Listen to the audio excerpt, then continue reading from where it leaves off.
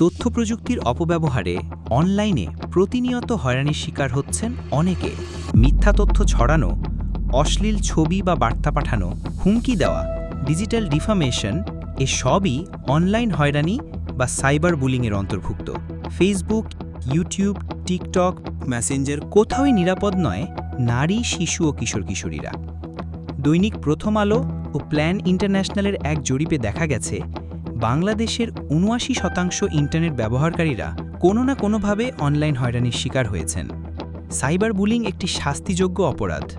ICT ও digital নিরাপত্তা আইনে এ ধরনের আচরণের জন্য রয়েছে আইনগত ব্যবস্থা।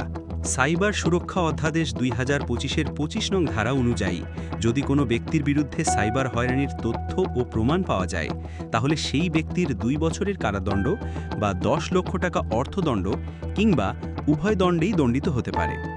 আর তা যদি কোনো ১৮ বছরের কম বয়সী শিশুর সাথে হয়ে থাকে, তাহলে ৫ বছরের কারাদণ্ড অথবা ২০ লক্ষ টাকা অর্থদণ্ড কিংবা উভয় দণ্ডেই দণ্ডিত হতে পারে।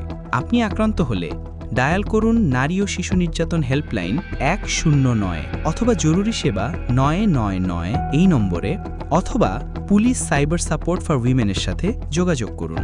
চুপ থাকবেন না, সাইবার বুলিদের ব্লক করুন, রিপোর্ট করুন, ভুক্তভোগীর পাশে দাঁড়ান। পরিবারে আপনার শিশুদের দিন ডিজিটাল নিরাপত্তার শিক্ষা। সচেতন হই, সহনশীল হই, গড়ি এক নিরাপদ অনলাইন বাংলাদেশ।